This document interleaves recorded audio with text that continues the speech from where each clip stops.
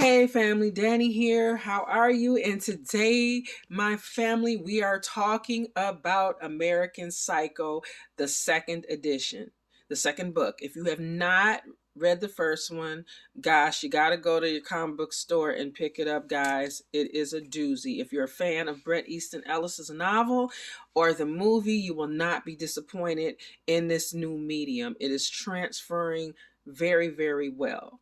We still have our main character, Patrick Bateman, up to his usual hijinks, but we also have some new additions. We have a Donald Kimball who we are introduced to, kind of mysterious, you know. We meet him. He is stalking a woman, following her, you know, in his mind, talking about how he wants to show his true self to her, and this is how he winds up, you know, meeting Patrick, because Patrick winds up having a date with this woman, and in usual Patrick Bateman style, things do not go well for her. And this is how these two people collide. These two individuals collide. And this is in 1987. So we have a timeline too. If you haven't read the first one, we have 87 and we have 2011. We'll get into that in a second.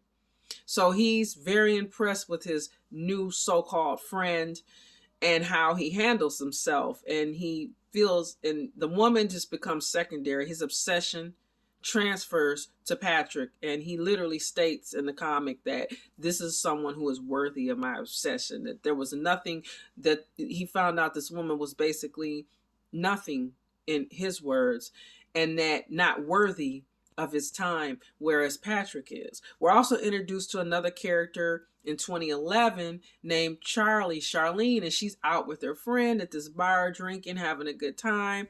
There's a guy hitting on her. He tries to take advantage of her, and he winds up dead, and her ID winds up next to his body. And we don't know at the end of that issue whether or not is it her, could it have been the friend that came back. We really don't know. At this point, even though we have a time jump, we don't know what's going on with Patrick or Donald. So the second comic takes off, obviously, right where everything ended rather. And we have Donald walking into his apartment, talking to his cat and telling his cat about Patrick, because he has no friends. So he's talking to his kitty cat. And he's saying how he admires him. He talks about his fiery dominance and how he could go to sleep after committing a murder, and, but he also doesn't understand him. He doesn't understand why his obsession with luxury. He doesn't understand his friends, whom he calls buffoons. He doesn't understand his obsession with silly women, his words. He just doesn't get it, but he wants to. So he begins to stalk him and follow him. He's following him one day, and Patrick runs across, he's walking down an alley, a homeless man who he begins to taunt and ultimately stab. Donald comes, he's following him. So as Patrick walks away, he comes across this man. He doesn't even try to help him, but he does notice, because the man is still alive, but he does notice that Patrick dropped his ID. His business card.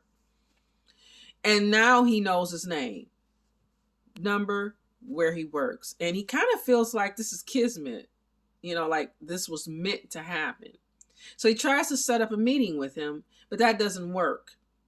But he does, he's following him. He kind of finds out his schedule, and he knows he has a meeting with someone else. So he breaks into his apartment, and he's, roaming around, looking through his stuff. And Patrick comes back with his colleague. And this, guys, if you have read the book, about the whole monologues where he talks about Huey Lewis in the news, Phil Collins, Whitney Houston. If you've seen the movie, I had Red Wedding vibes, okay? If you read Game of Thrones and you watched it and you knew the red wedding was coming.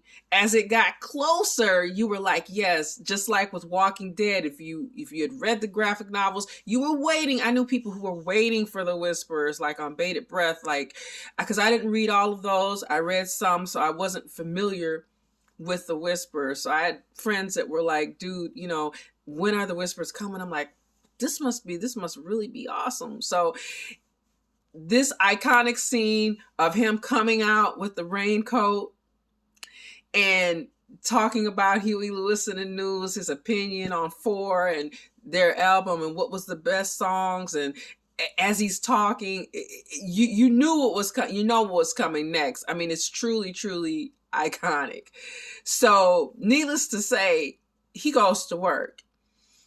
Donald Kimball is looking at all of this and like, oh my gosh, I'm so close to this guy, and just hearing his voice and everything. And he's just like really kind of almost fanboying at being so close, but kind of yet so far because he can't make his presence known.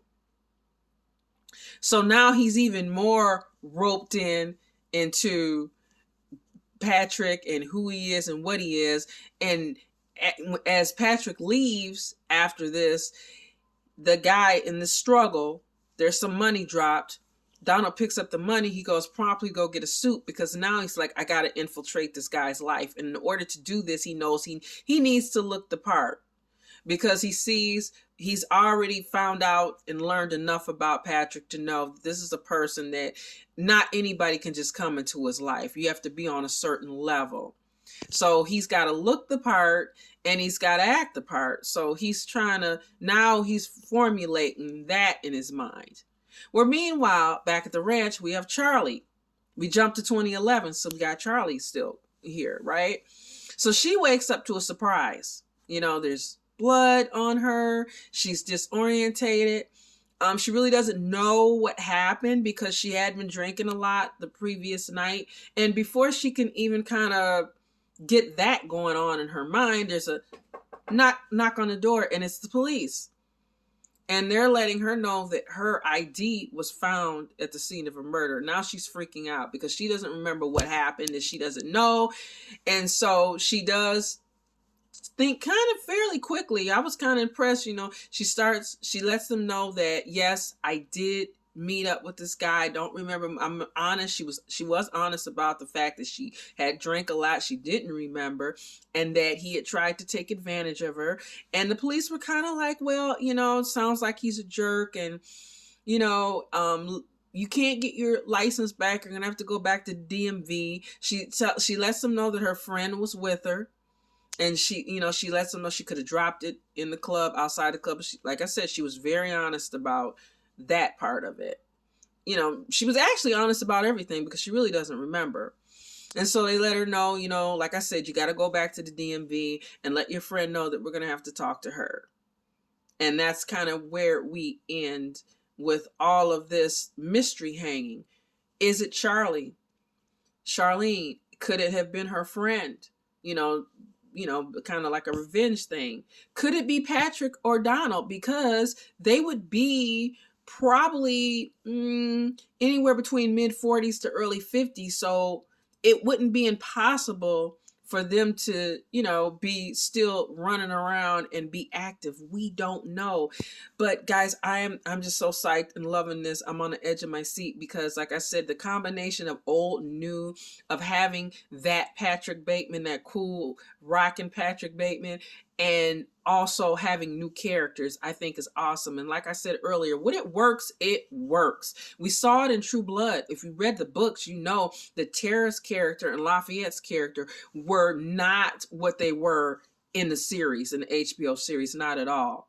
I don't want to spoil it if you haven't read the books, but their characters their arc is like, well, like I said, I don't want to spoil it for you guys, but they really developed those characters and altered them in versus what you saw in the book.